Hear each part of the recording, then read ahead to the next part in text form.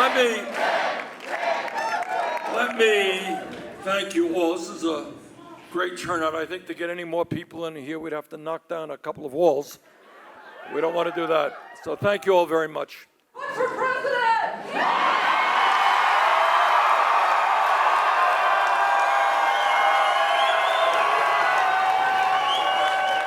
As I was saying,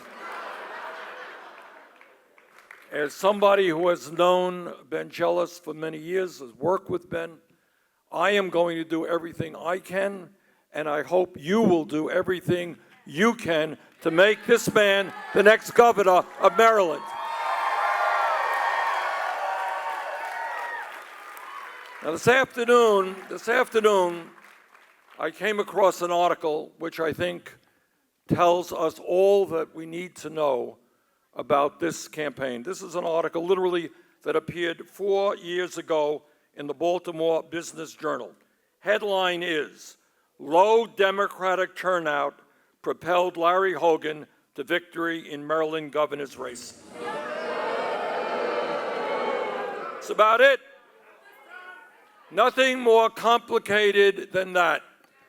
Let us be honest and clear.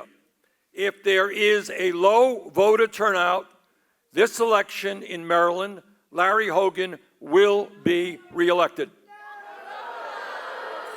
Our job is not to have a low voter turnout. Our job is to have the highest voter turnout in a midterm election in the history of Maryland.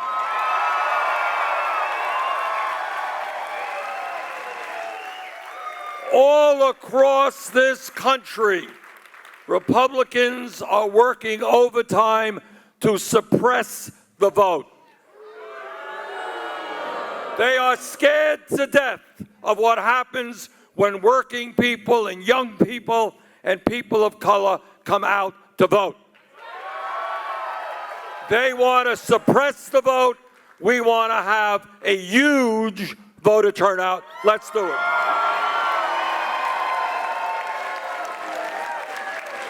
Now, I just returned on Saturday from a 9-state tour working with great candidates all across this country. And I can tell you there are candidates and supporters working hour after hour to make sure that we end one-party control of the United States government.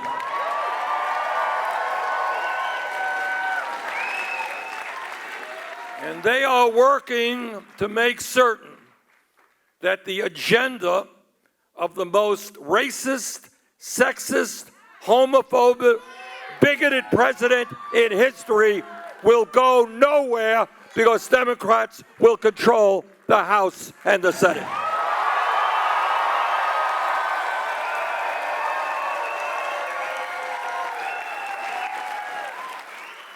But while taking back the House and the Senate is obviously of enormous importance, it is not enough.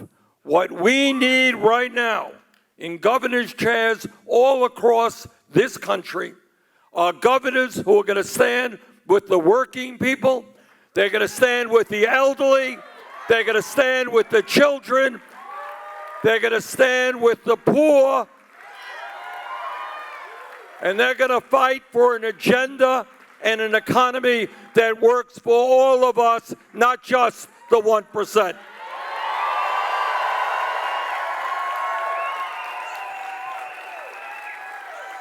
And there is no candidate for governor that I know, and I've known this guy for years, no candidate for governor who has the guts to stand up and fight for ordinary people in this state. Nobody I know more than Ben Jealous.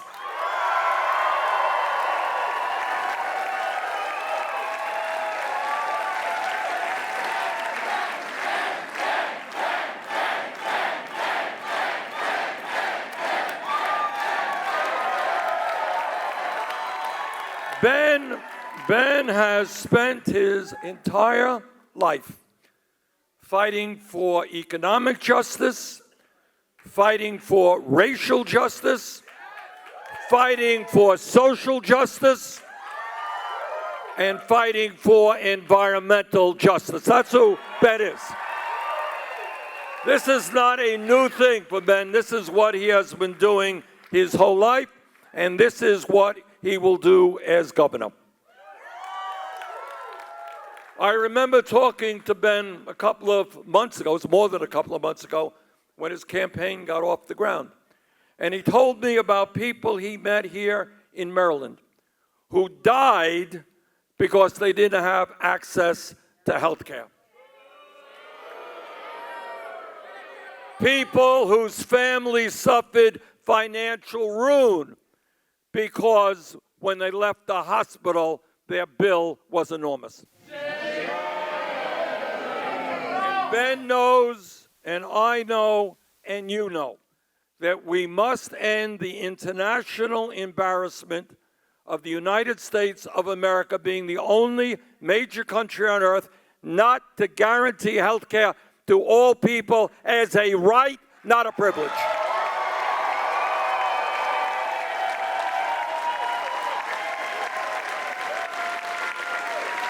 Now, I have seen the ads, the ugly ads here in Maryland. Oh, it's impossible, it's too extravagant, it's too expensive, etc., etc. Well, I want to ask those people, how the hell does it happen that we spend twice as much per capita on health care as do the people of any other nation? If Canada could do it, if the UK can do it, if Scandinavia could do it, if every other major country on earth can guarantee health care to all at a significantly lower cost than we do, the state of Maryland and the United States of America can do that as well.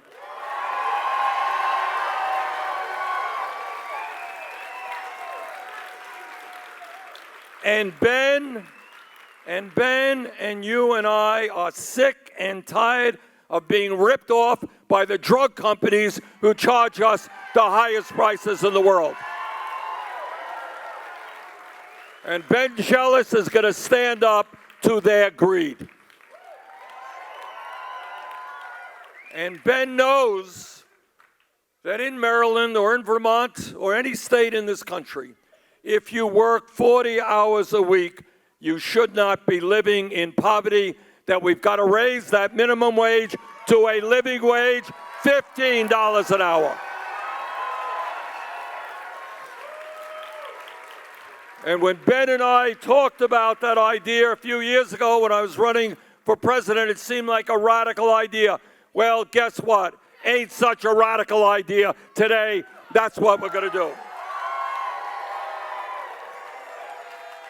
And Ben knows that it is insane that we have young people in Maryland and in Vermont who cannot afford to get a higher education, and others that are leaving school deeply in debt.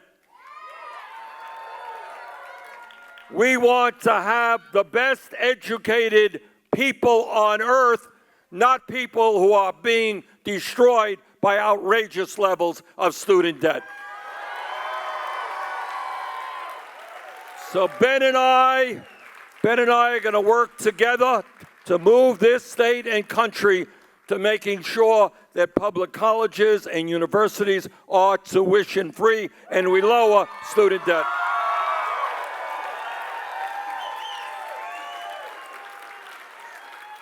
And when people tell us we can't afford to make public colleges and universities tuition-free, I say if Trump and his friends can give $1 trillion in tax breaks to the top 1%, you're damn well sure we can make public colleges and universities tuition-free.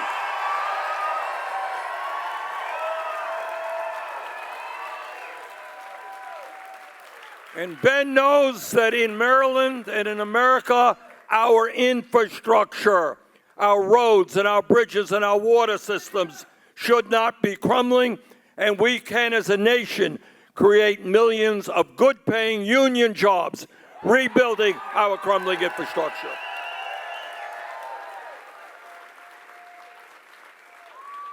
Now, I don't have to tell anybody in this room that we have a president of the United States who is a pathological liar.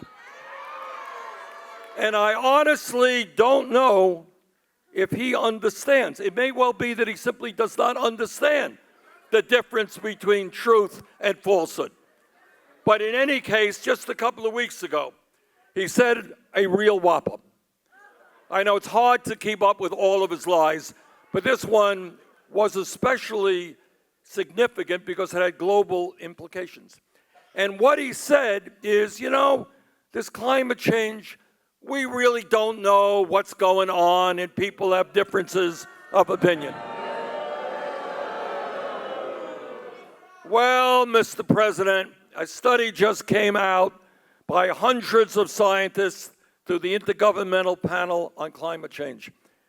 And in fact, unlike you, Mr. President, they actually know what they are talking about. And what they have made clear is that climate change is real. It is caused by human activity. It is already causing devastating harm in our country and around the world. And frighteningly, I don't know if any of you read it, what they said is we have 12 years to transform our energy system to make significant cuts in carbon emissions, or else we're going to leave this planet in irreparable damage for our kids and our grandchildren. And Ben knows that the future of energy in this country is energy efficiency and sustainable energies like solar and wind.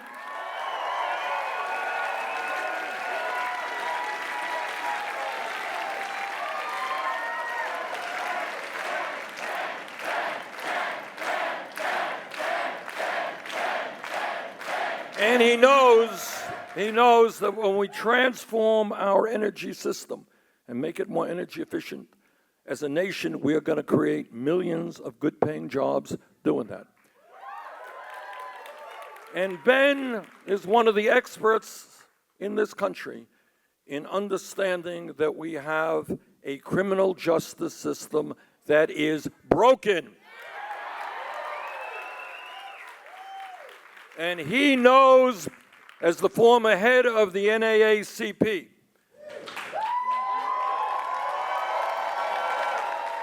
that it makes a lot more sense as a nation and as a state to invest in jobs and education for our young people rather than jails and incarceration.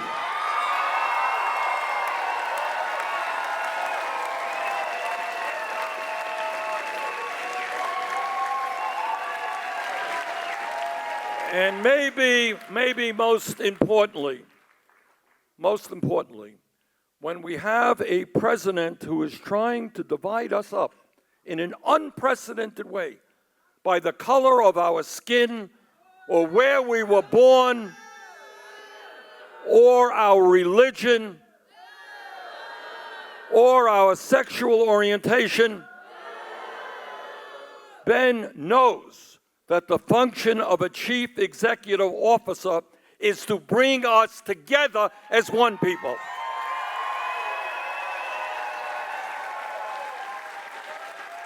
Brothers and sisters, I have known this guy for years, and I know about the work that he has done. This man will be not only one of the greatest governors that Maryland has ever had, he will be one of the greatest governors in the United States of America. Please welcome the next governor of the state of Maryland, Ben Jealous.